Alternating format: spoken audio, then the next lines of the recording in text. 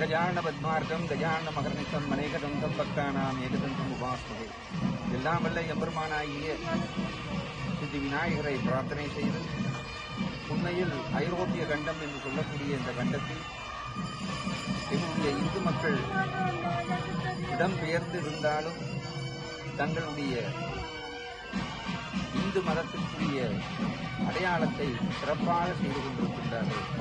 பெரும் பாக்கியம் பெற்றுள்ளேன்.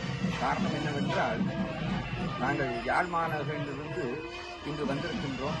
உண்மையில் என்னை பொறுத்தவரையில் யாழ் மாநகரில் நான் இருப்பதை போன்ற ஒரு தோற்றம், அந்த உணர்வு ஏற்படுகின்றது. காரணம் என்னவென்றால், இங்குள்ள சைவ பெருமக்கள் தங்களுடைய ஆலயங்களை அங்கங்கு அமைத்து மிகவும் சிறப்பான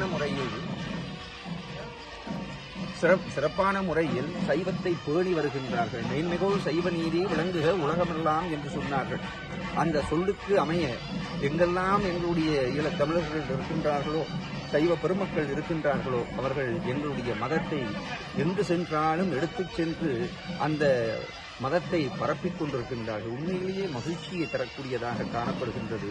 உண்மையில் நான் இலங்கையில் பல மாவட்டங்களுக்கும் பல கும்பாபிஷேகங்கள் மட்டுமல்லாமல் பல கிரியைகளை எல்லாம் செய்த ஒரு பிரபல்யமான குருக்கள். என்னுடைய பெயர் கலாபூஷணம் கலாநிதி வெங்கட சுப்பிரமணிய குருக்கள்.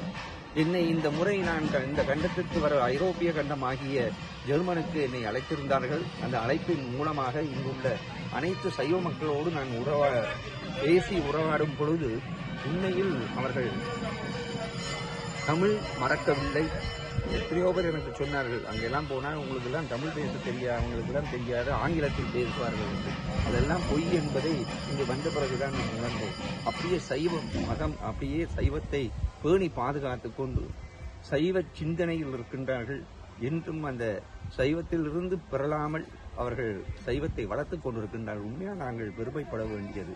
அது ஆசிய கண்டமாக இருக்கட்டும், ஐரோப்பிய கண்டமாக இருக்கட்டும், எங்களுடைய ஈழ மக்கள் எங்கு சென்றாலும் தங்களுடைய சைவத்தையும் கலாச்சாரத்தையும் இன்று பேணி வருகின்றார்கள். இந்த ஆலயத்தில் பார்க்கும் பொழுது அனைத்து பெண்களுமாக இருக்கட்டும், ஆண்களாக இருக்கட்டும், வேட்டி அணைந்து அந்த கலாச்சாரத்துக்கு அமைய தங்களுடைய உடைபாவனைகளை எல்லாம் அமைத்துக் கொண்டு மிகவும் சிறப்பாக செய்து கொண்டிருக்கிற குடும்பமான நகரில் கூட இது அரிதாக காணப்படக்கூடியதாக காணப்படுகின்றது.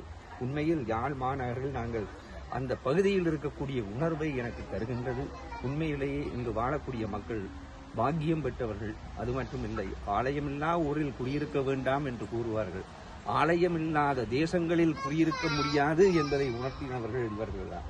ஆகையால் இந்த சைவம் வளர வேண்டுமென்றால், உலகமெல்லாம் பரவ வேண்டுமென்றால், எங்களுடைய ஈழ மக்களுடைய ஒத்துழைப்பும் அவர்களுடைய பக்தியும் பாராட்டத்தக்கது என்பதை இத்தருணத்தில் கூறிக்கொள்வதில் பெரும் மகிழ்ச்சி அடைகின்றேன். நன்றி, வணக்கம்.